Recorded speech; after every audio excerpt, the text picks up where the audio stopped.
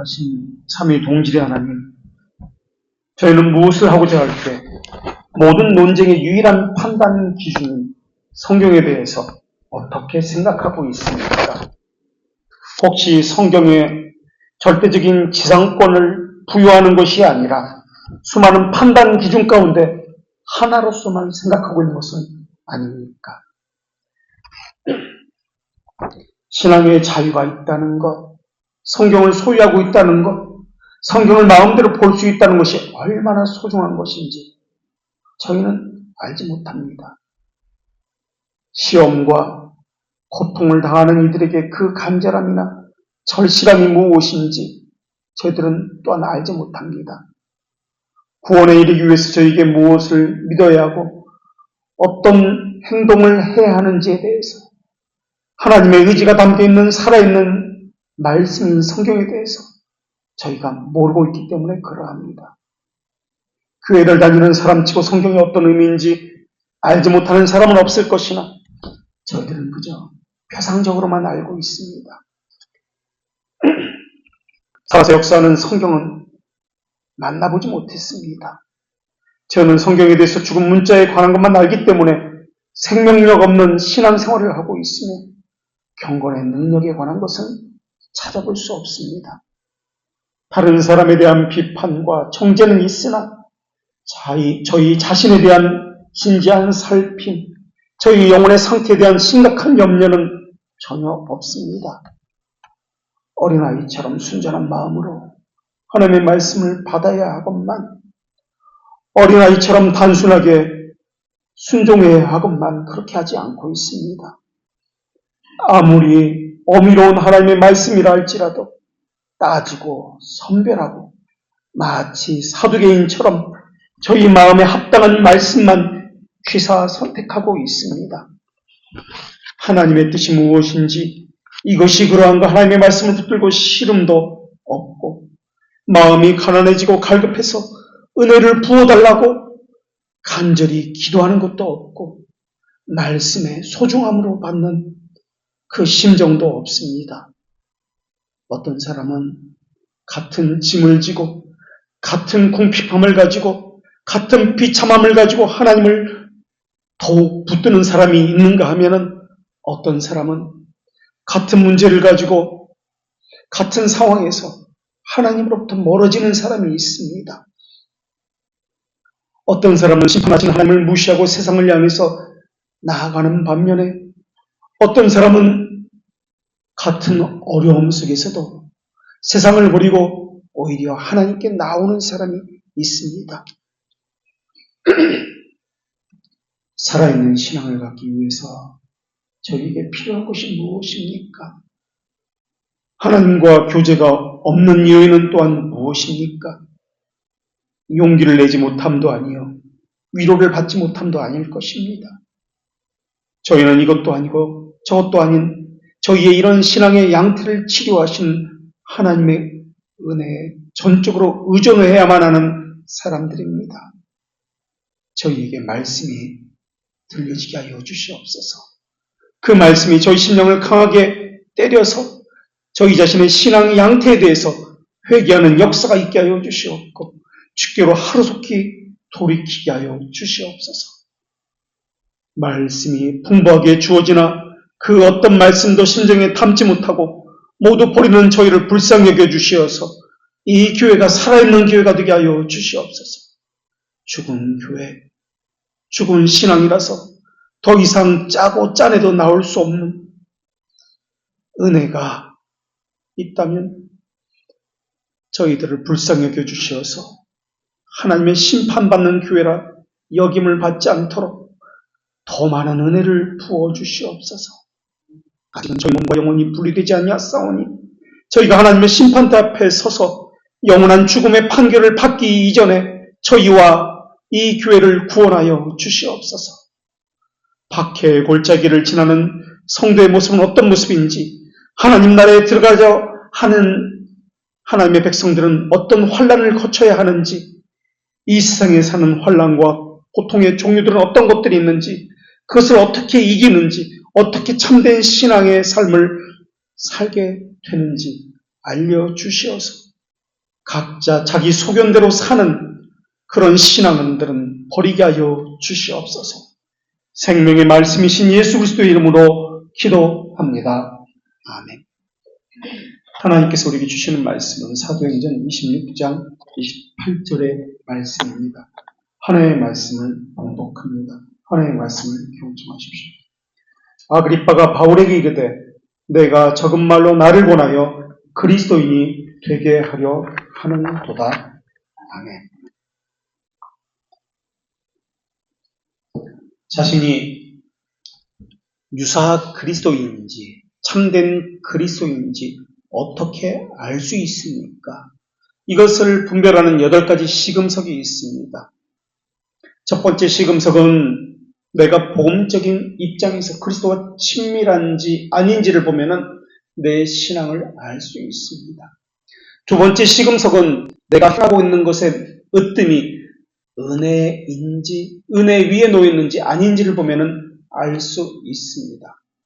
세 번째 시금석은 내가 의무를 행하는 데 있어서 의무의 의미만 알고 있는지, 그 의미를 감싸고 있는 형식도 함께 지키고 있는지를 보면은 알 수 있습니다. 네 번째 시금석은 내가 행하는 것의 기초가 신실함과 순전함에 기초하고 있는지를 보면 알 수 있습니다. 다섯 번째 시금석은 외부의 계명에 상응하는 것이 내 안에도 있는지를 보면 알 수 있습니다. 여섯 번째 시금석은 의무를 행하되 의무 이상으로 행하는 것인지 아니면 겨우 그 의무만 행하는지를 보면 알 수 있습니다. 일곱 번째 시금석은 모든 계명에 순종하고 지키고 있는지 아니면 일부분의 계명에만 순종하고 있는지를 보면 알 수 있습니다. 마지막 여덟 번째 시금석은 내가 하고자 하는 모든 것이 하나님의 영광을 목적으로 하고 있는지를 보면은 내가 가진 신앙이 참된 것인지 거짓된 것인지 알 수 있습니다. 오늘은 이 8가지 시금석 중에서 세 번째 시금석인 의무의 의미만 아니라 그 의무를 감싸고 있는 형식도 지키고 있는지를 보면은 그 사람의 신앙이 어떤 신앙인지 알 수 있다는 것을 나누도록 하겠습니다. 특별히 오늘 말씀은 어거스틴의 저서인 신앙과 행위론에서 제기한 질문들을 중심으로 말씀을 나누겠습니다. 어거스틴은 신앙과 행위론이라는 책에서 세례를 아무 조건 없이 모든 사람에게 주어야 하는가, 아니면 신앙이 바른 사람, 경건한 사람들에게만 주어야 하는가라는 질문을 던졌습니다. 어거스틴의 이 책, 신앙과 행위론 처음 시작을 이렇게 합니다. 어떤 사람은 세례를 모든 사람에게 아무 조건 없이 주어야 한다라고 말을 합니다. 설사 그들의 삶이 범죄, 추행으로 악하다고 할지라도 세례를 먼저 받게 하고 삶은 다음에 그 이후에 가르쳐서 고치면 됩니다. 세례가 먼저입니다. 라고 이야기합니다. 우리 교회도 이런 고민을 하고 있습니다. 그래서 어거스틴의 이러한 고민, 이 질문은 우리에게도 동일한 질문을 던지고 있습니다. 세례가 말하고자 하는 것은 교회 회원권을 말하고 있기 때문에 그렇습니다. 아무 조건 없이 먼저 교회 등록을 시켜야 하는 것인가? 아니면 성경 묵상을 해야 하고 11조를 해야 하고 구제, 헌상 이런 것을 해야 하고 그런 사람들에게만 교인 등록을 하게 할 것인가? 이 문제입니다. 어떤 사람은 교회 다니는 것 자체가 하나님을 믿겠다는 것 아닙니까? 그런 사람에게 세례를 주어하는 것은 당연한 것 아닙니까? 라고 이야기합니다. 우리식으로 말하면 성경 묵상, 헌금 생활, 교인의 의무 이런 거 말고 그건 다음 문제고 아무 조건 없이 교회 등록을 먼저 해야 하는 것이 교회가 해야 할 일입니다. 라고 주장합니다. 이런 생각은 직분을 줄 때도 마찬가지입니다. 직분을 주면은 그 직분이 이 사람을 만든다라고 생각합니다. 그래서 어느 정도 교회 오래 다니는 사람에게는 직분을 주곤 합니다. 아니다. 그와는 반대로 아니다. 아무에게나 직분을 줘서는 안 된다. 검증이 되어야 한다. 직분에 합당한 자격을 갖추어야만 한다. 그런 사람에게만 직분이 주어져야 한다라는 주장이 있습니다. 이 주장, 두 주장 가운데 어떤 것이 옳은 것입니까? 우리는 어떤 것을 따라야 하는 것입니까? 우리는 성경적인 것을 따라야 합니다. 그렇다면 이 두 주장 중에 어떤 것이 성경적인 주장입니까? 어거스틴은 당시에 도나투스파와 갈등이 있었습니다. 도나투스파와 논쟁이 있었던 어거스틴도 이런 고민을 했던 사람입니다. 조건을 가지고 울타리를 치고 교회 등록을 하는 사람은 이런 교회는 잘못된 교회야. 조건을 말하지 않는 교회를 다녀야지. 이것이 옳은 것입니까? 아니면 교회가 그렇게 해야지 참된 교회야. 신학이라는 것은 내 삶이 변하는 것이지 내가 바뀌기 싫다고 아무 조건 없는 무조건 교회 다닐 수 있는 그런 교회를 다니겠다는 생각이 잘못된 것이야. 이것이 옳은 것입니까? 여러분은 이 두 가지 생각 중에 어떤 것이 옳다고 생각하십니까? 오늘은 이 문제를 하나씩 풀어가겠습니다. 어거스틴은 먼저 자신의 입장을 이렇게 밝혔습니다. 성경에 보면 교회에는 선한 자들과 악한 자들이 함께 섞여 있습니다. 알곡과 가라지가 앞으로도 계속 섞여 있을 것입니다. 이것만 보면 어거스틴은 누구든지 아무 조건 없이 알곡이든 가라지든 교인으로 받아주고 세례를 베풀어야 한다는 주장처럼 보입니다. 그런데 어거스틴은 거기서 그치는 것이 아닙니다. 계속해서 이렇게 말을 합니다. 그러나 교회에 누구든지 함께 있다는 이 말씀을 알곡과 가라지가 함께 자랍니다. 라는 이 말씀을 잘못 해석해서 권징을 느슨하게 실시한다거나 권징을 전혀 실시하지 않는다고 생각해서도 안 됩니다. 이런 생각을 하는 자는 자기 생각에 스스로 자기를 속이는 자들입니다. 그렇다면 어거스틴의 주장이 무엇입니까? 삶의 변화도 없는 사람들, 전혀 하나님과 교제가 성경 묵상 이런 거 없어도 돼. 구제, 11조 이런 거 없어도 돼. 누구든지 아무 조건 없이 교회만 나오면 교회 등록할 수 있다는 말입니까? 아니면 어떤 조건, 자격이 있어야 술, 담배를 안 하고 삶이 변하고 의무를 바르게 수행하는 사람에 한해서만 세례를 주고 그런 사람에게만 교회 등록을 하게 해야 한다는 말입니까? 어거스틴의 주장은 무엇이라고 생각하십니까?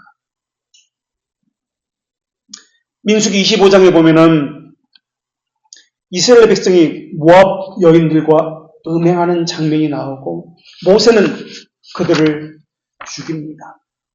그리고 바로 이어서 제사장 비느하스도 회중 가운데서 일어나서 손에 창을 들고 그들을 찔러 죽이는 장면이 나옵니다. 고린도전서 5장 13절에서도 사도 바울은 음행하는 자들을 사탄에게 내어 주었다고 하면서 밖에 있는 사람들은, 교회 밖에 있는 사람들은 하나님이 심판하시려니와 안에 있는 이 악한 사람들은 너희 중에서 내어 쫓지라 라고 출교를 명하는 장면이 나옵니다. 교회는 출교 권징이 분명히 있어야 합니다. 좋은 게 좋은 것이다 라고 해서는 안 됩니다. 그런데 오늘날 우리 시대는 어떻게 하고 있습니까? 성경은 내어 쫓으라 분명히 말씀하고 있지만 오늘날 우리 시대는 교회 지리에서 칼은 사라져야 한다는 입장을 취하고 있습니다. 복된 목회자는 그렇게 하는 것이 아니야. 거짓 형제들, 거짓 주장들 사이에서도 그냥 오랫동안 참아야 되는 거야. 무조건 사랑으로 용서해주고 보듬어주고 그들이 변화되기를, 하나님께서 그들을 변화시켜주기를 그저 때를 기다려 주어야 한다라고 이야기합니다. 그러다 보니까 실이라는 말은 있어도 권징이라는 그 의미, 실행은 없습니다. 우리가 기억해야 할 것은 고린도전서 5장 13절에는 범죄한 사람을 너희 중에서 내어 쫓아라 라는 말씀이 분명 있다라는 것입니다. 이 의미가 무엇입니까? 범죄한 그 사람만 내어 쫓아라는 말입니까? 아닙니다. 각자가 스스로를 꾸짖어서 견책하고 바른 삶을 교정하고 자기 안에 있는 불순종과 그와 같은 죄들을 내어 쫓으라 라는 말입니다. 그 사람만 내어 쫓으라는 말이 아닙니다. 우리 안에 그와 같은 죄를 모두 내어 쫓으라는 말입니다. 죄의 모양도 다 내어 쫓고 하나님의 말씀에 합당한 자가 되라는 말입니다. 거기에 대해서 하나님은 고린도전서 5장 9절에서 분명히 또한 이렇게 말씀하셨습니다. 그런 자들과 사귀지 말라. 데살로니가 후서 3장 14절에서는 말씀에 순종하지 아니하거든 그 사람을 지목하여 사귀지 말고 그로 하여금 부끄럽게 하라라고 말씀하고 있습니다. 예수님은 교회를 말씀하시면서 비유를 들어서 그물 비유를 들으실 때 그물 안에는 좋은 물고기, 나쁜 물고기가 함께 있다고 하셨습니다. 예수님은 밭을 비유를 들면서 알곡과 가라지가 함께 그 밭에서 자라난다고 하셨습니다. 그리고 추수 때까지 함께 자라게 내버려 두어라 라고 하셨습니다. 그러나 동시에 권징은 없애라, 느슨하게 하라 라고는 하지 않으셨습니다. 오히려 땅에서 매이면 하늘에서도 매인다라고 교회 권징의 중요성을 강조해서 말씀하셨습니다. 그러나 하나님의 말씀에 대해서 불순종하는 자들에 대해서 성경에서는 두 가지로 또한 동시에 말씀하셨습니다. 마태복음 18장 15절에서는 너는 범죄한 그 사람과만 상대하여 권고하라 라고 말씀하셨습니다. 그러나 디모데전서 5장 20절에서는 범죄한 사람들을 모든 사람 앞에서 꾸짖어서 나머지 사람들로 두렵게 하라라고 말씀하셨습니다. 왜 같은 상황에서 어떤 때는 다른 사람 모르게 하고 어떤 때는 모든 사람에게 다 밝히고 알게 하는 것입니까? 이것은 사람의 연약함이 어떤 종류인지 살펴야 한다는 의미입니다. 그러니까 권징이라는 것은 멸망시키기 위해서가 아닙니다. 그들을 내어쫓기 위해서가 아닙니다. 돌이키고 살리고 안으로 품어주기 위해서 하는 것이 교정입니다. 그렇기 때문에 치유함에 있어서 때로는 교회 내에서 악한 행위를 한 사람은 눈 감아주고 용납해 줄 필요가 있다면 때로는 다른 사람들을 살리기 위해서 견책하고 성도의 교제에서 배제해야 할 때도 있다는 것입니다. 그 기준은 돌이키기 위해서입니다. 어떤 사람은 이런 질문을 합니다. 불온한 삶은 처벌해야 합니다. 성경에도 거룩한 것을 개에게 주지 말라고 예수님께서 그렇게 말씀하지 않았습니까?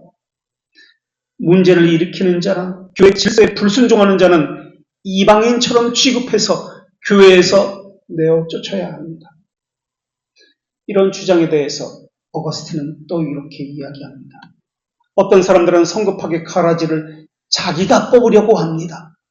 이 과정에서 오류에 빠져서 그리스도의 일체성을 스스로 훼손시켜 버립니다. 우리가 도나투스파의 주장에 대해서 반대하는 것도 이 때문입니다. 도나투스파는 교회가 순결한 교회를 만들기 위해서 죄가 없는 거룩한 성도들만 교회가 이루어져야 한다고 믿었던 사람입니다. 그래서 도덕적으로 문제가 없는 사람들만 교회에 다녀야 한다는 주장을 폈던 사람이 도나투스파입니다. 그래서 이 사람들은 순결한 교회를 만들기 위해서 기존 교회는 희망이 없다 해서 그 교회를 버리고 자기들만의 교회를 따로 만들었던 사람입니다. 이것에 대해서 어거스틴은 그들에게 이렇게 이야기합니다. 악한 자들이 교회에 있다는 이유 때문에 당신들은 교회를 떠났습니다. 그렇지만 당신들은 그들을 끌어안지 않았습니다. 당신들은 교회에서 끝까지 남아서 그들을 끌어안아야만 했습니다. 그리고 그들을 설득해서 고쳐야만 했습니다. 설사 그들을 고치지 못하고 그들을 축출하지 못한다 할지라도 그 교회에 남아있어야 했습니다. 그런 점에서 당신들은 실패했습니다. 그래서 도나투스파는 이단으로 정죄된 것입니다. 오거스틴은 교회의 보편성과 통일성을 강조했습니다. 교회는 누구든지입니다. 장녀든 세리이든 그 사람이 어떤 죄를 지었든 어떤 사람이든지 모든 사람을 환영합니다.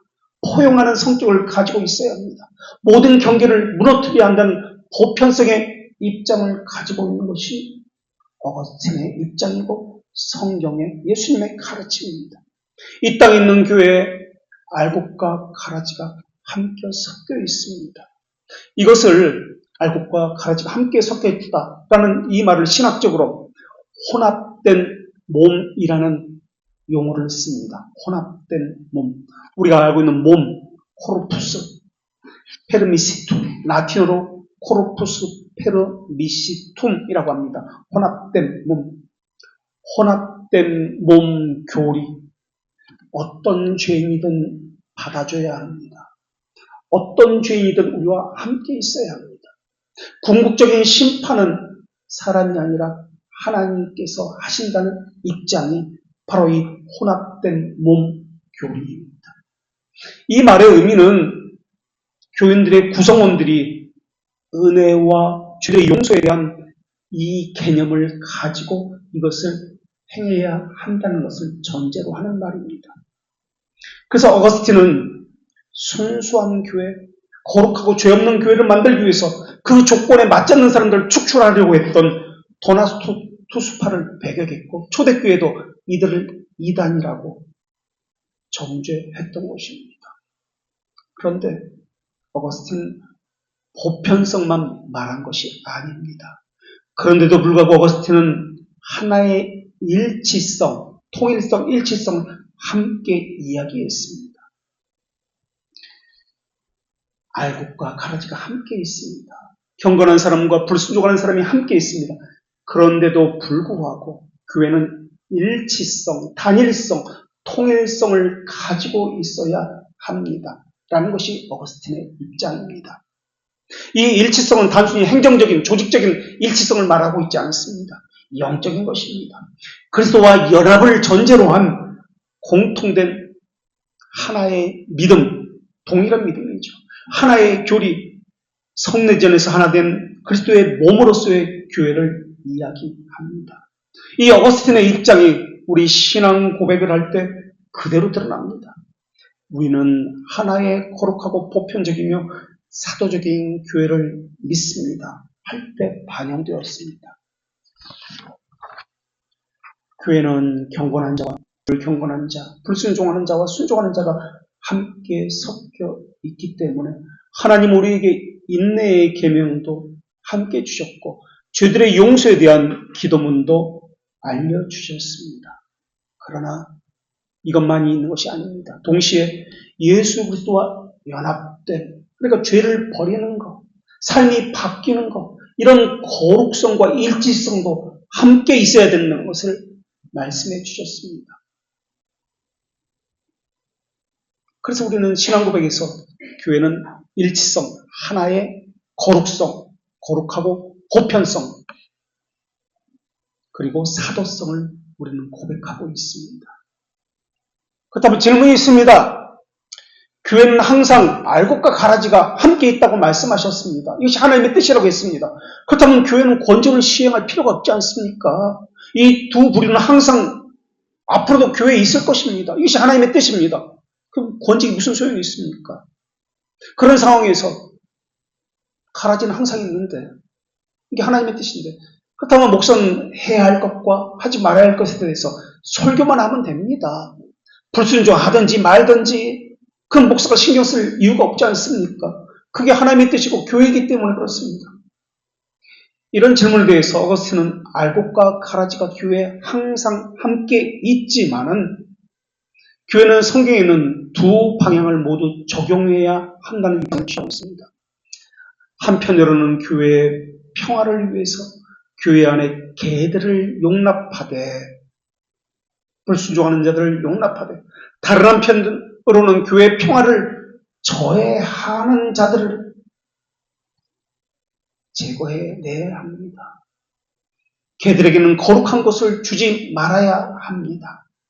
이것이 어거스틴의 입장입니다. 교회에 불경건한 자들이 들어온 것은 지도자들의 부주의 때문일 수도 있고 불가피한 상황 때문일 수도 있고 은밀한 침투 때문일 수도 있습니다. 그런 상황에서 불순종하는 자들을 권징으로 교정하는 것이 제어하는 것이 불가능할 때 우리는 도나투스파처럼 그래 저들과 결별하자. 그래야 우리가 저들의 죄 가운데 오염되지 않는다라고 생각할 수 있습니다. 그러나 이런 생각 자체가 위험한 생각입니다. 그것은 비성경적입니다. 이것이 어거스틴의 주장입니다. 깨끗한 사람, 거룩한 사람, 죄가 없는 사람만 여기에 모여 이것은 교회의 일치성, 보편성 이것을 깨트리는 생각들입니다. 그렇다고 그들에게 무조건 거룩한 것을 주어서도 안 된다는 입장입니다. 교회에서 가장 거룩한 것은 하늘 생명책에 이름이 기록되어 있는 것입니다. 우리는 예수님께서 땅에서도 매이면 하늘에서도 매인다는 교리를 말씀하셨다는 것을 알고 있습니다. 누구든지 교회 올 수 있습니다. 누구든지 교회 다닐 수 있습니다. 이것이 보편성입니다. 그러나 그것만이 전부는 아닙니다. 하나의 거룩한 믿음, 한 성령, 한 주 안에서 한 믿음, 이것이 필요합니다. 이들에게만, 일치성을 가진 자들에게만 거룩한 것을 준다는 것이 예수님의 말씀입니다. 그러니까 교회의 보편성은 내용이라면 교회의 일치성은 형식이라고 이해해도 좋을 것 같습니다. 그러니까 보편성과 일치성은 함께 갑니다. 하나는 없애고 하나만 취하면 안 됩니다. 그래서 교회 다니기 이전에는 어떤 삶을 살았든지 그건 상관이 없습니다. 지금이 중요합니다. 지금 교회에 다니는 지금은 이전의 삶을 고치고 새로운 삶으로 변화된 삶으로 살아야 한다는 것이 어거스틴입니다. 그렇기 때문에 고린도전서 11장 29절에서도 자기를 먼저 점검한 후에 주님의 식탁에서 떡과 잔을 받으라고 말씀한 겁니다. 자기를 먼저 살핀 후에. 그렇다면 다시 질문이 있습니다. 세례받는 사람에게는 가장 기초적인 신앙 내용만 가르치면 되는 거 아닙니까? 이를테면 예배 참석 잘해야 된다. 이런 것 말입니다. 경건이나 성경 묵상 이런 거 어려운 거 말고 이렇게 교회 등록을 어렵게 하는 것 이것은 다음에 교회 등록하고 나서 그렇게 그 다음에 가르치면 되는 것 아닙니까? 성경에 뭐라고 이야기했습니까? 믿기만 하면 구원받는다고 말하지 않았습니까? 내가 믿겠다고 말만 하면은 세례받고 교회에 등록되는 것 아닙니까? 성경에 보면 빌립이 이디오피아 내시에게 세례를 주었습니다. 이때 뭐라고 얘기했습니까? 내가 예수 그리스도께서 하나님의 아들이신 줄 믿노라 고백하고 바로 세례를 주지 않았습니까? 그 고백으로 저는 충분하다고 생각합니다. 어차피 모두가 죄인입니다. 작은 죄든 큰 죄든 모두 하나님 앞에서 모두 사형죄입니다. 그런 죄의 구별은 무의미합니다. 예, 맞습니다. 성경도 빌립이 세례를 주고라고만 기록하고 있습니다. 삶의 문제가 어떤지, 신앙생활의 변화, 삶의 변화가 어떤지 이런 이야기는 전혀 없습니다. 어거스틴은 그 구절을 설명하면서 복음을 전한다는 것은 그리스도에 대해서 믿어야 하는 것만이 아니라 그리스도의 몸이 되려고 하는 사람이 그리스도께서 그들에게 요구하는 것이 무엇인지도 함께 전해야 한다는 의미입니다. 라고 설명했습니다. 그리스도께서 어떤 분인지 아는 것과 함께 그분이 자신의 백성들에게 접붙여지는 자들에게 무엇을 요구하는지도 함께 전해야 합니다. 믿음에 관한 것만 전하면 안 됩니다. 신자의 행실에 대해서, 교회의 질서에 대해서, 신앙생활에 대해서도 예수님이 누군지와 함께 전해야 합니다. 이렇게 이야기합니다. 좋습니다. 그렇다면 다시 질문이 있습니다. 사도 바울이 고린도전서 2장 2절에서 내가 너희 중에서 예수 그리스도와 그의 십자가에 못 박힌 것 외에는 아무것도 알지 아니하기로 작정하였습니다. 라고 말했습니다. 여기서 어떻게 설명하시겠습니까? 다른 배설이라고 했습니다. 필요 없다고 했습니다. 사도 바울도 십자가에서 죽으신 것만 알면 된다고 한 것 아닙니까? 그것만 알면 세례교인이 되고 교회 등록되는 거 아닙니까? 다른 게 뭐가 필요하겠습니까? 성경 묵상 이거 필요 없지 않습니까? 헌금을 하든지 말든지 그것이 무슨 조건이 됩니까? 성경 어디에 그런 조건이 나와 있습니까? 이런 것은 사람이 만든 굴레입니다. 이것은 의문에 속한 조항입니다. 잘못된 것입니다. 예, 그 질문에 대해서 답하겠습니다. 사도 바울이 고린도 교회에 강조한 것은 십자가만 알면 된다는 말이 아닙니다. 다른 것을 배설물로 취급했다는 말은 이것은 세례를 먼저 받고 그러니까 등록교인이 된 다음에 행실을 고치든 그 다음에 그건 그 다음 문제다라는 말이 아닙니다.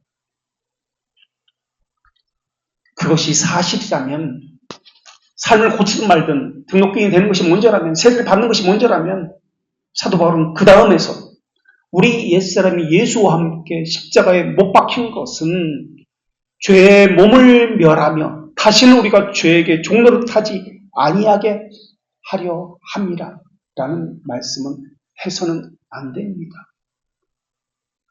그런 논리라면은 예수 그리스도께서 우리 죄를 위해서 십자가에 못 박히셨다는 것만 알면 됩니다. 그런데 왜 굳이 십자가에 죄의 몸을 못 박고 죄의 몸을 멸해야 한다라고 이어서 이야기합니까? 십자가에서 그리스도께서 못 박히셨다는 의미가 무엇을 의미합니까?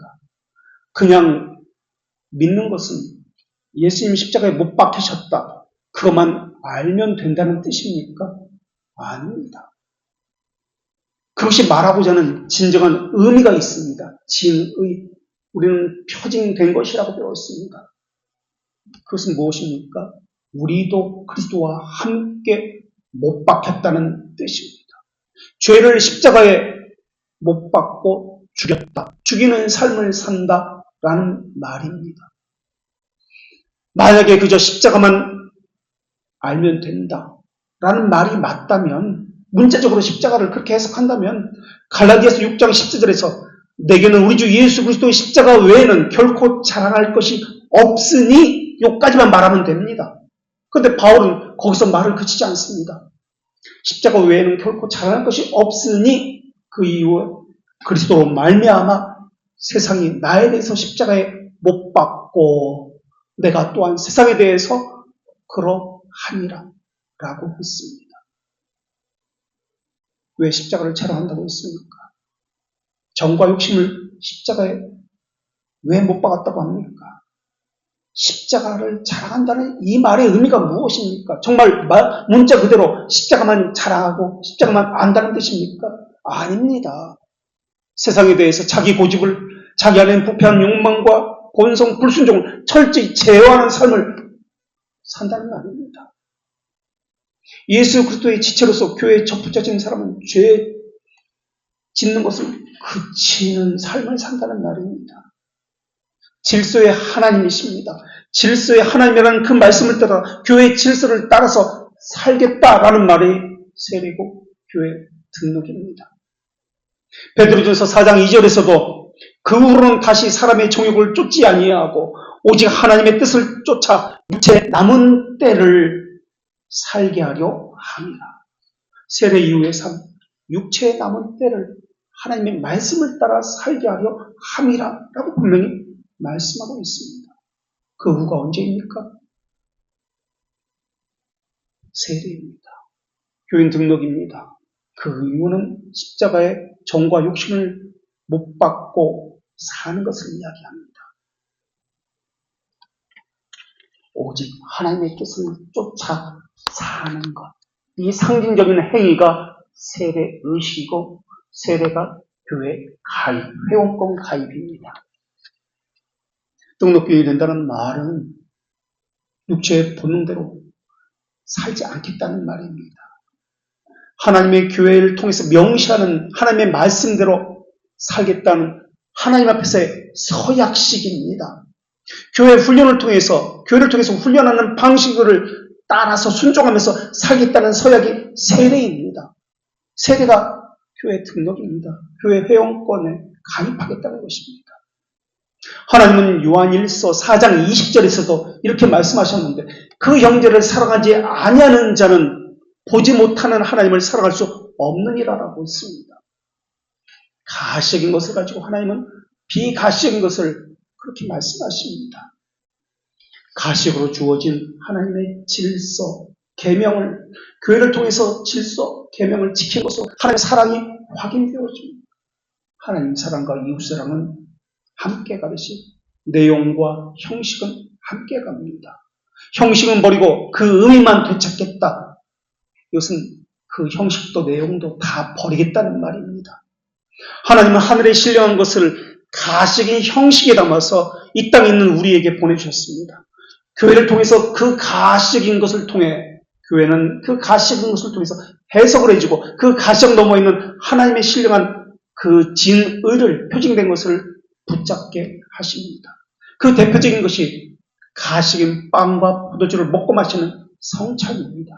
먹고 마시는 행위가 중요한 것이 아닙니다. 그것의 진정한 의미가 중요합니다. 율법을 해석할 때도 외적인 것은 내적으로, 내적인 것은 외적으로, 외적인 것은 내적으로 해석을 합니다. 그래서 하나님 사랑과 이웃 사랑은 별개가 아니라 하나의 다른 측면입니다. 내용과 형식도 마찬가지입니다. 이 둘은 별개가 아니라 하나의 다른 측면입니다.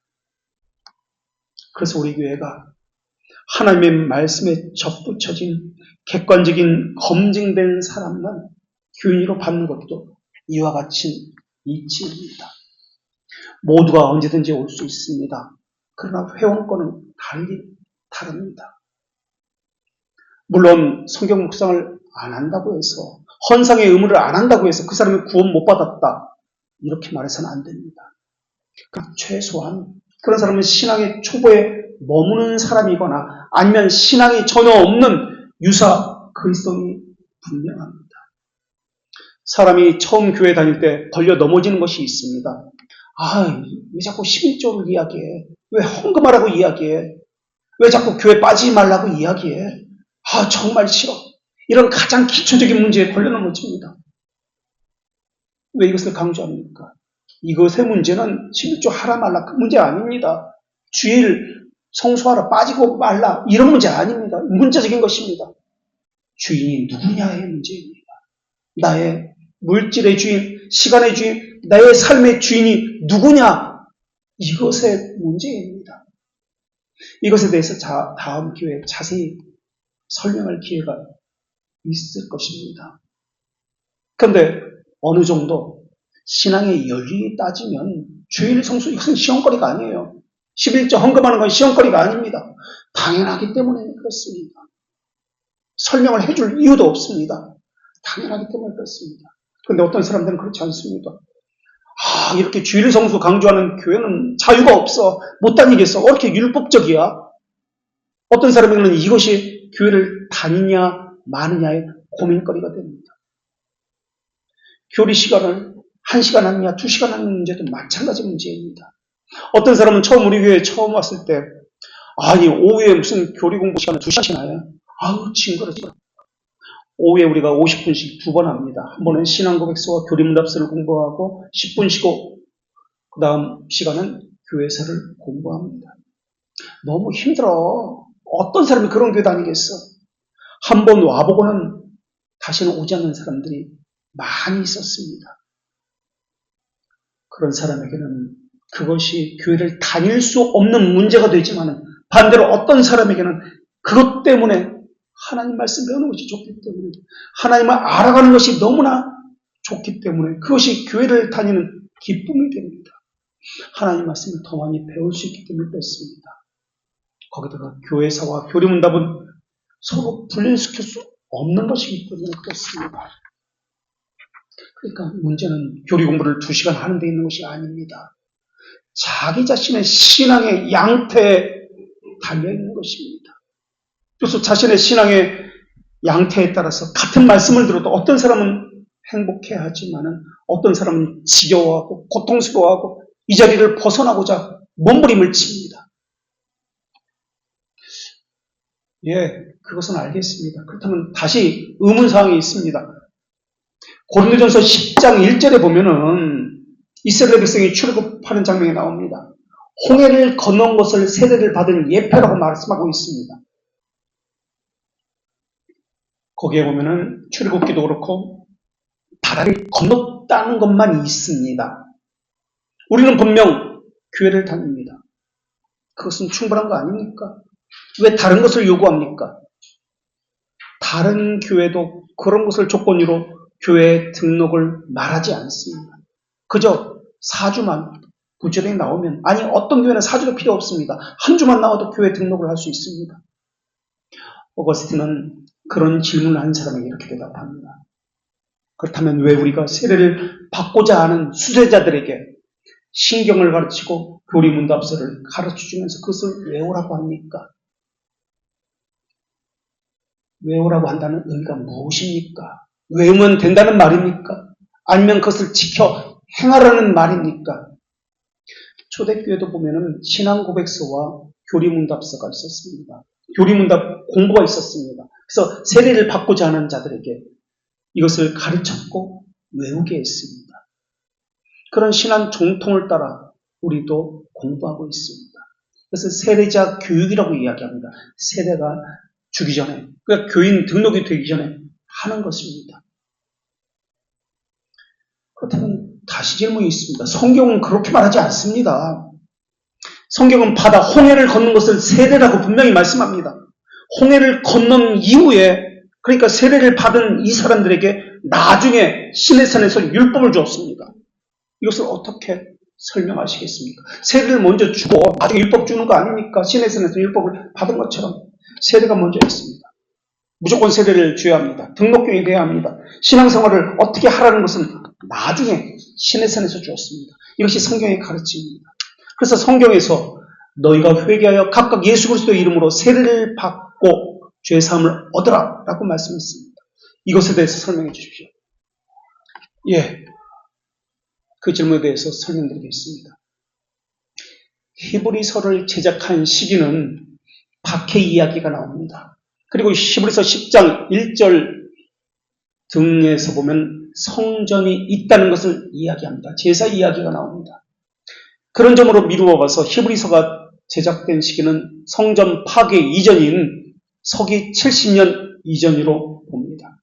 그런데 그 히브리서 6장 1절과 2절에 보면은 교회 등록과 관련해서 세례를 받기 전에 어떤 교육을 했는지 그 수세자들에게 무엇이 증명되어야만 교회에 가입이 되었는지 분명히 말씀하고 있습니다. 히브리서 6장 1절과 2절 말씀은 이렇습니다. 그러므로 우리가 그리스도 도의 초보를 버리고 죽은 행실을 회개함과 하나님에 대한 신앙과 세례들과 안수와 죽은 자들의 부활과 영원한 심판에 관한 교훈의 털을 다시 닦지 말고 완전한 대로 나아갈지니라. 다시 닦지 말자는 거예요. 완전한 대로 나아가라는 겁니다. 다시 닦지 말아야 할 것이 무엇이다? 그리스도 도의 초보다. 이런 거 닦지 마, 더 이상. 그리스도 도의 초보라는 겁니다. 히브리서 6장 1절과 2절에서 그리스도 도의 초보가 무엇인지 6가지로 이야기합니다. 그 첫 번째가 죽은 행실을 회개함입니다. 회개함은 죄에서 돌이키는 것을 이야기합니다. 옛 행실을 버리고 육체의 감각대로 살지 않겠다고 하는 것을 이야기합니다. 이것은 정과 욕심을 십자가에 못 박았다는 의미입니다.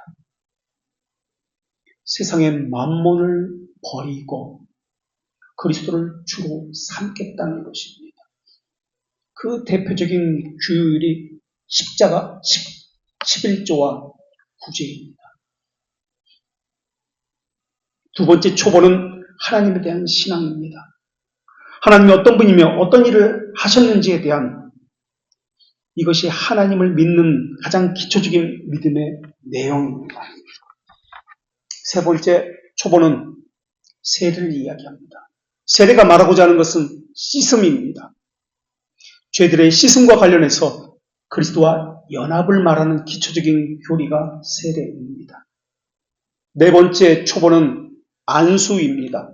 안수라는 것은 두 가지 의미가 있는데 신자로서의 의무, 사명, 직분과 관련되어 있지만은 또 안수는 죄의 전가와 또 관련되어 있습니다. 죄들의 사명과도 관련되어 있습니다. 다섯 번째는 죽은 자들의 부활입니다. 몸이 다시 살아난다는 소망을 이야기합니다. 그래서 믿음은 늘 소망과 함께 갑니다. 마지막 여섯 번째 믿음의 초보는 신앙의 초보는 영원한 심판입니다. 행한 대로 갚으신다는 하나님의 최종적인 판결을 믿는 것을 의미합니다. 이 여섯 가지를 신앙의 초보, 그리스도도의 초보라고 가르치고 있습니다. 이런 초보들은 이미 다 배웠으니까 더 이상 이 초보적인 것을 가지고 왈부하지 마. 이게 히브리서 6장의 말씀입니다. 그러면서 이 초보를 교훈의 터라고 말씀합니다. 터라는 단어는 집을 지을 때 기초공사, 지방공사하는 것을 의미합니다. 땅을 깊이 파는 것. 건물이 다 지어졌는데 큰일 났다. 지방공사가 잘못되었어. 집이 흔들리네. 건물이 흔들리네. 이러면 곤란합니다. 그러면은 다시 다 부수고 다시 땅을 파고 철빔을 다시 박아야 합니다. 시간적으로 물질적으로도 여러 가지 면에서 엄청난 손해입니다. 그렇기 때문에 집을 지을 때 처음부터 아예 기초공사를 아주 튼튼히 지방공사를 튼튼히 해야 합니다. 아무리 조경을 잘하고 인테리어 잘하고 멋진 것으로 화려하게 한다 할지라도 기초공사 잘못되면 그 집을 다시 다 부숴야 합니다. 여기서 기본공사, 이 터라는 단어가 말하고자 하는 것은 그리스도의 도의 초보를 이야기합니다. 그런데 우리말 성경에는 이 초보적인 가르침이 6가지로 나와 있습니다. 원어에는 그렇게 나와 있지 않습니다. 이 도의 초보는 세례에 포함된 것으로 나와 있습니다. 그래서 이 부분을 원어대로 번역을 하면 세례에 관한 교훈들은 이것 5가지 죄 씻음입니다. 이것입니다. 5가지로 이야기합니다. 영어 성경에서도 마찬가지입니다. 죽을 횡실을 회개하는 것. 이런 모든 것들이 세례라는 것에 포함되어서 세례 교육의 가르침으로 말하고 있습니다. 거기다 가르침을 디다케라는 단어를 씁니다. 라틴어나 다른 영어에서도 그래서 이 단어를 교리로 번역했습니다. 그러니까 초보적인 교리, 세례에 포함돼서 세례에 받기 전에 배워야 하는 교리가 5가지가 있다. 이것을 배운 다음에 세례를 받았습니다. 그래서 이것을 완전히 배웠기 때문에 더 이상 이거 기초적인 거 이야기하지 마. 이미 다 배운 건데 다 잘 알고 있고 잘 행하고 있는 것인데 주일 성수 잘하고 있는 사람들에게 주일 성수 열심히 말을 할 이유가 없습니다. 그거 말고 이제부터 더 완전한 것으로 나아가자. 지금 이것이 히브리서 6장 1절 2절의 말씀입니다. 그 기초적인 거 말고 더 완전한 거, 더 세밀한 거, 더 정밀한 거, 더 높은 거 이것을 배워야 하자. 지금 그 말씀하고 있어요. 여기서 완전이라는 것은 완성을 의미하지 않습니다. 성숙을 의미합니다. 그래서 지금 히브리서는 기초공사가 잘 된 사람, 집을 짓고 있는 등록 교인을 된 사람들에게 주시는 말씀입니다. 그렇기 때문에 세례받기 전에 아무것도 필요 없다라는 말은 잘못된 말입니다. 성경 어디에도 조건 없이 무조건이라는 단어를 그렇게 설명하지 않습니다. 신앙생활이 어떻게 해야 되는지, 의무가 무엇인지 초보적인 것은 다 세례받기 전에 깬 상태이고 그대로 행하는 사람들을 말합니다. 그런데 어떤 사람들은 20년 신앙생활했다, 직분이 뭐다, 연수를 자랑하고 자기 직분을 자랑하지만 신앙의 기초공사는 전혀 되어 있지 않습니다. 신앙의 의무가 무엇인지 모릅니다. 그것을 말하면 힘들어 못하겠어, 어려워, 이렇게 말합니다. 힘들고 어려운 거 아닙니다. 처음부터 신앙의 기초공사가, 기반 공사가 전혀 되어 있지 않은 사람이기 때문에 그렇습니다. 세례 받기 전에 다 배워서 당연한 것이어야 하는데 이제 와서 어렵다고 합니다. 왜 그렇습니까? 가짜이기 때문에 그렇습니다. 모래 위에 세운 집은 무너지게 되어 있습니다. 그런 사람들은 항상 이렇게 이야기합니다. 이런 건 어려워서 못 해먹겠어. 교회를 옮겨야지. 자기를 돌아봐야 되는데 교회 탓을 하고 목사 탓을 합니다. 그리고 자기 방어를 자세를 취합니다. 교회가 문제야. 이런 교회는 잘못된 교회야.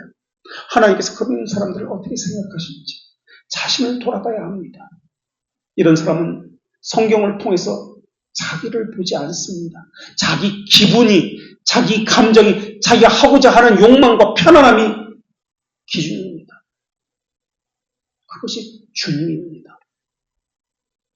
세례 요한은 세례를 받으러 나오는 사람들에게 회개에 합당한 열매를 맺으라고 외쳤습니다. 세례를 받으러 나오는 세리에게는 부과된 것 외에는 거두지 말라고 했고 군인들에게는 강탈하지 말라고 이야기했습니다. 세례 받기 전에 삶의 변화가 있어야 된다. 세례를 받은 이후에 세례에 합당한 삶을 살아야 된다. 이것이 성경의 말씀입니다. 그런데 오늘날 사람들은 교회 등록하겠다는 사람들, 세례를 받겠다는 사람이 경건의 의무가 전혀 없는 것처럼 말합니다. 신자로서의 의무는 11조와 9제 같은 헌상의 의무 없는 것처럼 이야기합니다. 말씀과 함께하는 묵상의 삶 없는 것처럼 이야기합니다. 죄주기의 삶 없는 것처럼 이야기합니다. 그 이야기가 무엇입니까? 교인이 될 마음이 전혀 없다는 말입니다. 믿는다고 하면서 교회 질서를 따르지 않습니다. 자기 고집대로 하겠다는 것입니다. 자기가 주님이라는 말을 하는 겁니다. 만몬 숭배 사상이 그들에게 있는 겁니다. 거짓 신앙입니다. 구원을 얻는데 믿음만 가지고 충분하다고 주장하면서 그런 것은 안 해도 된다고 자기가 판단합니다. 그것은 야고보서를 지푸라기 복음으로 여기는 율법 폐기론자들의 모습입니다. 교회가 공적으로 선포한 규례와 법들은 신자들이 마땅히 따라야 합니다. 그것이 하나님과 교제하는 것이고 하나님께서 주신 은혜의 방편이라면 더더욱 그래야 합니다. 이런 공적인 질서도 지키지 않는 사람이 어떻게 하나님을 사랑할 수 있겠으며 하나님의 법 아래서 삶을 살 수 있겠습니까? 가장 기초적인 신앙의 초보적인 도도 지키지 못하는 사람이 어떻게 이것보다 더 엄중한 계명을 지킬 수 있단 말입니까? 주여 삼창하면은 소리 몇 번 지르면 사람이 변합니까? 교회에서 행하는 프로그램에 참석하면 죄들의 용서함을 받는 것입니까? 그런데 거짓된 신자는 교회는 관심이 없습니다. 자기 감각, 감정, 자기 편안에만 관심이 있습니다. 그리고 여기저기 기웃거리면서 떠들면서 자기 생각을 옳다라고 확대 해석합니다. 그리고 자기 생각에, 자기 판단, 자기 이성에 큰 의미를 둡니다.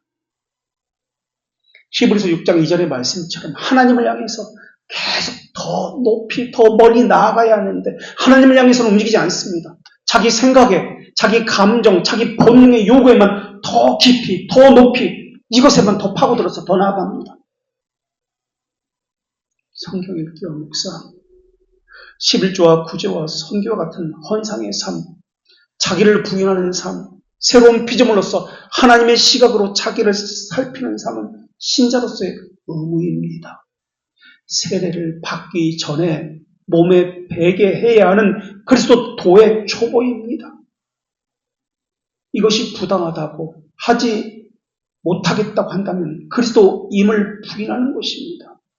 교회 훈련 싫습니다. 그런 의무 싫습니다. 그런 의무가 없는 교회 다니겠습니다 하는 사람이 지금도 있고 이전에도 있었고 앞으로도 있을 것입니다.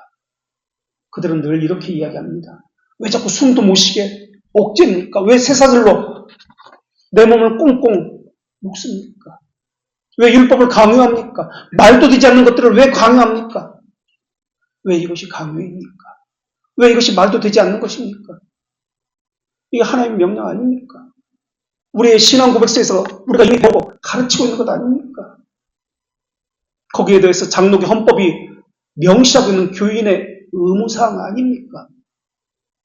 그렇기 때문에 우리는 이런 원칙을 따라서 얼마 되지 않는 세례 준비 기간에 전혀 자제력을 보이지 못하는 사람에게는 세례를 허용하지 않습니다. 교인 등록을 허락하지 않습니다. 하는 것은 당연합니다. 교정받기를 거부하는 사람들을 어떻게 거룩한 예식에 참여하도록 허용할 수 있겠습니까? 교회에 등록하면 저절로 교정이 받아집니까? 저절로 삶이 변해집니까? 저절로 교회 훈련에 순종하게 되는 것입니까? 그래도 어떤 사람은 이렇게 주장할지도 모르겠습니다. 그래도 그런 사람에게 교회 가입을 하고 세례를 베풀어야 합니다. 삶의 행실은 나중에 가르쳐야 합니다. 그것은 하나님께서 하시는 것입니다. 좋습니다. 논리적으로 생각해 봅시다. 새 사람을 입었다는 것이 세례입니다. 물론 구원이라는 것은 이미와 아직이 사이에 있습니다. 세례를 받아서 이미 새 사람이 된 사람에게 옛 사람을 벗어버리라고 계속해서 이야기한다면 이것은 이상한 말 아닙니까? 골로새서 3장 9절에서 하나님께서는 분명히 3장 9절에서 너희가 옛사람과 그 행위를 벗어버리고 새사람을 입으라라고 이야기했습니다. 새사람을 입기 전에 옛사람과 옛사람의 행위를 벗어버리라라는 말입니다.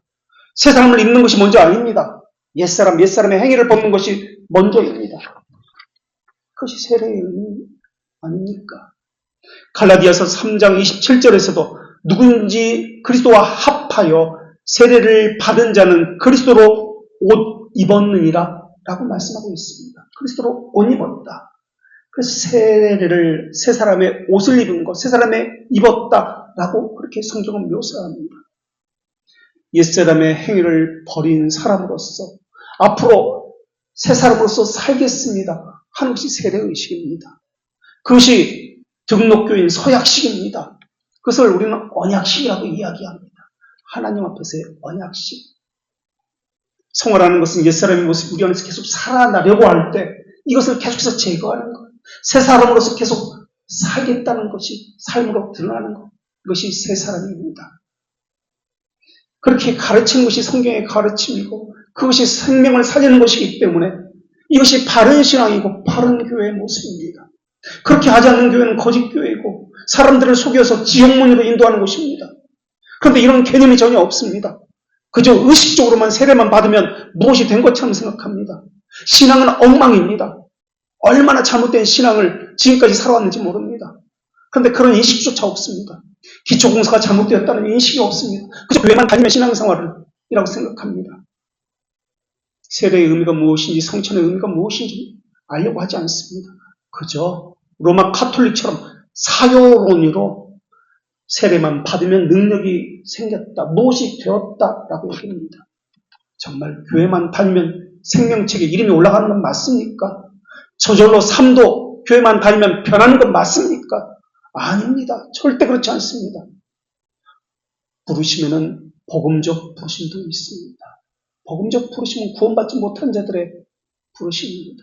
그들도 성경을 읽고 교회를 다닙니다. 그들도 입으로는 주여 주여 합니다. 그런데 또 어떤 사람은 세례 등록교인이 이런 의미를 가지고 있었구나. 이제 알았네.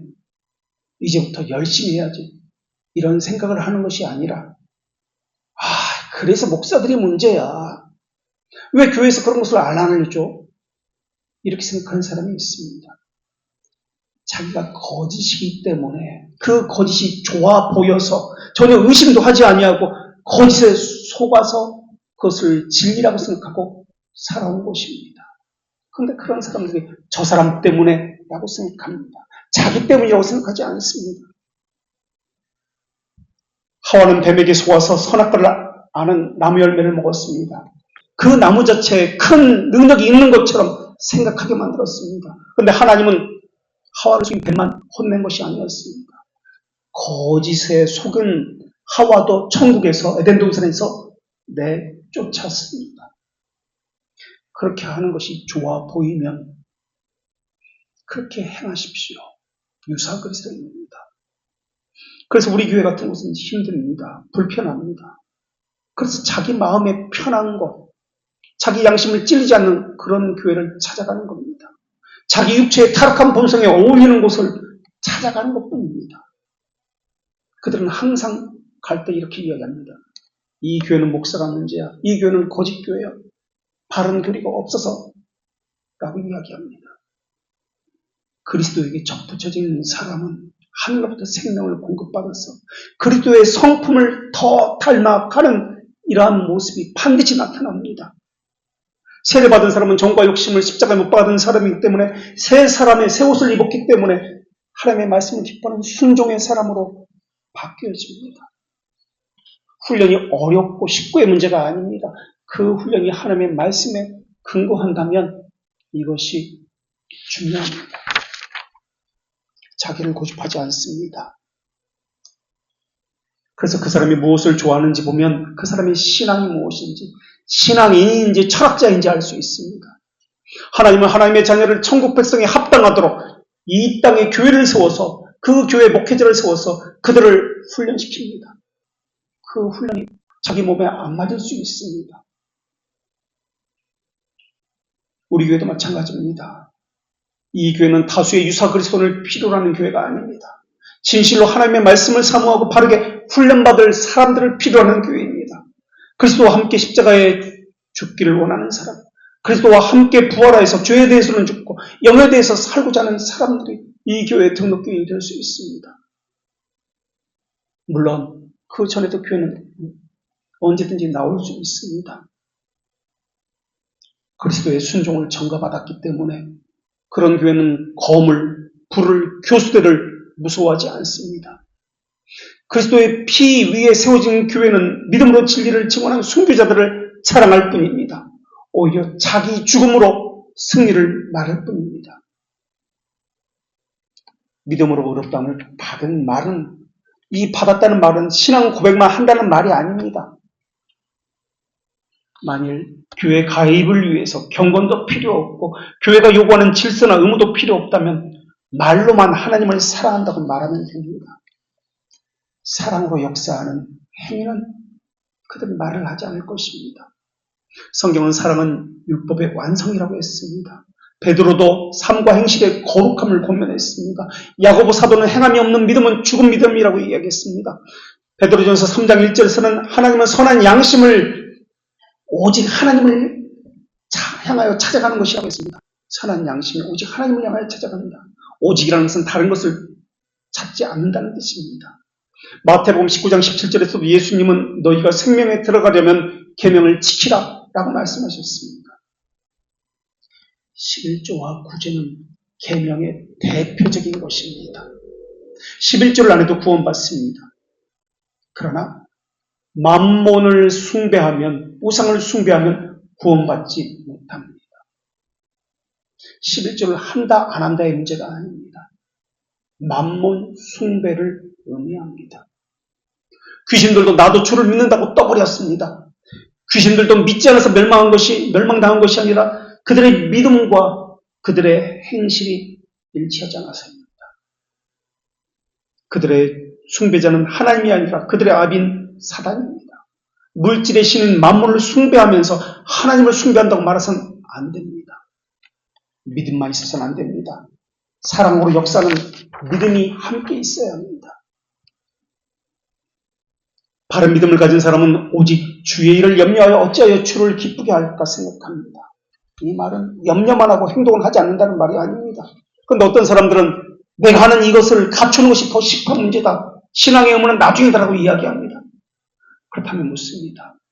하나님의 법도와 교회 질서를 지키지 않는 사람들은 어떤 사람들입니까? 그런 사람들은 하나님께서 하나님의 영원한 임재에서 수용하는 것이 옳은 것입니까? 추앙하는 것이 옳은 것입니까?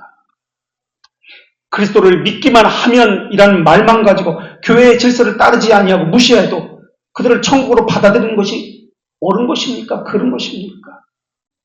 땅에서도 매이면 하늘에서도 매인다는 이 말씀은 어떻게 생각하십니까? 진정한 그리스도인이라면 의무의 그 의미, 내용만 아니라 의무의 형식에도 관심을 갖습니다. 의무를 행할 때도 어떻게 행하느냐를 관심을 갖습니다. 그러나 거짓 그리스도인은 하나님을 버립니다. 아니면 둘 다를 버립니다. 아니면 그들은 마음만 있다라고 이야기합니다. 그런 기도의 형식은 취하지만 믿음으로 드리는 불타는 기도는 없습니다. 말씀을 듣지만 어떻게 들을까 주여여 듣는 이것은 없습니다. 그들은 순종을 하지만 순종하는 마음의 구조에는 주목하지 않습니다. 주님께서는 마태복음 10장 17절에서 제자들에게 복음을 전하라 하면서 파송을 합니다. 이렇게 말씀하셨습니다. 아무 촌에 들어가든지 그 중에 합당한 자를 찾아내어 너희가 떠나기까지 거기에 머물라. 복음을 처음 듣는 사람들입니다. 그 마을 사람들은 믿는 사람이 아닙니다. 그런데 주님은 거기서 합당한 사람을 찾으라라고 말씀하셨습니다. 여기서 합당한 사람은 좋은 평판을 가진 사람입니까? 아니면 누구든지를 이야기합니까? 여기서 합당한이라는 이 단어는 악시 옷쓰는 단어로 받는 것을 가치 있게 여기는 사람이라는 뜻입니다. 단순히 이 말씀은 복음 전도자를 먹여주고 재워줄 그런 사람을 의미하지 않습니다. 이 복음이라는 이 가치를 이해하는 사람, 이것을 수용하는 사람, 그래서 전도자의 사역을 고귀함을 아는 사람, 이런 사람을 이야기합니다. 이 말씀을 가지고 누가복음 10장 5절에서는 합당한이라는 이 개념을 이렇게 설명합니다. 복음 전도자로부터 평안의 기원을 받을 만한 사람이라고 이야기합니다. 복음을 받을 수 있는 사람은 누구든지가 아닙니다. 합당한 사람입니다. 이전에 죽은 행실을 버리고 말씀에 순종하고 따르겠습니다 라고 하는 사람이 합당한 사람입니다. 교인 등록도 마찬가지입니다. 그것에 합당한 사람만 등록되기로 합니다. 교회 나오는 아무나 누구든지가 아닙니다. 하나님을 주로 부르는 그 말의 고백에 합당한 사람입니다. 옛사람을 버리고 살기로 작정한 사람입니다. 그래서 우리 교회는 아직 등록교인이 한 명도 없습니다. 이 말은 반대로 이야기하면 아직 우리 안에는 완고함, 강팍함, 불순종만 있다는 말입니다. 그러나 이 교회는 하나님의 요구에 합당한 사람이 있을 때까지 앞으로도 이 기준은 지켜지게 될 것입니다. 지금까지 했던 방식 그대로 자기 마음에 안 들면 이 교회가 거짓 교회라 여겨지면 언제든지 교회를 옮기시면 됩니다. 단순합니다. 자기 육체의 편함과 어울리는 그런 교회를 찾아가면 됩니다. 그러나 이 교회의 가르침이 내 영혼을 살리는 것이고 하나님의 말씀에 부합하다고 생각하면 그렇게 하면 안 됩니다. 자기를 살피고 말씀으로 묵상을 하고 헌상의 의무를 하고 이 교회를 통해서 주시는 하나님의 훈련을 바르게 받아서 신자로서 천국 백성에 합당한 삶을 살아야 합니다. 다시 묻습니다. 여러분은 의무의 내용과 함께 형식도 함께 지키고 있습니까? 형식을 담은 은혜를 어떻게 대하고 있습니까? 이것을 시금석으로 자신의 신앙 양태를 점검해 보십시오. 기도하겠습니다. 거룩하신 하나님, 주의 거룩하신 말씀에 의하면 주의 행실을 회개하는 자에게만 세례가 허락되었습니다. 그러나 이런 자들이 교회로 가만히 들어올 경우 그들이 변화되지 않으면 구원받을 수 없다는 것을 분명히 또한 말씀하셨습니다.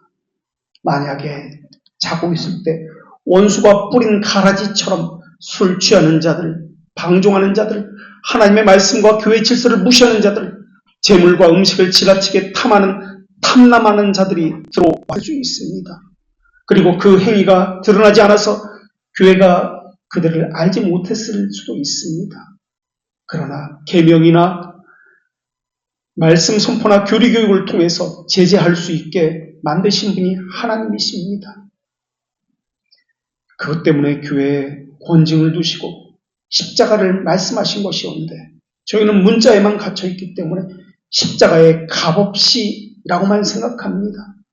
아무 촌에 들어가든지 그 중에 합당한 자를 찾아내라라는 말씀도 저희는 누구든지 아무나라고 생각합니다. 불순종하고 여전히 자기 생각과 자기 감정과 자기 소견을 따라 행하는 것을 신앙생활이라고 하고 있는 저희들을 용서하여 주시옵고 거짓 사상이 이 교회에 들어오지 못하도록 하나님께서 거룩의 영으로 막아 주시옵소서. 그것을 방치하면 교회는 교회가 아닐 것이며 막연하게 언젠가는 바뀌겠지 하면 시간만 더 길어질 것이고 죄악만 더 늘어날 것입니다.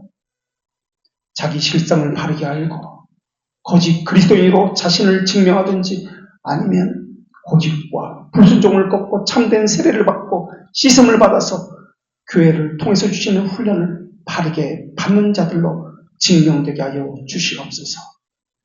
합당한 자를 찾으라고 말씀하신 예수 그리스도의 이름으로 기도합니다. 아멘.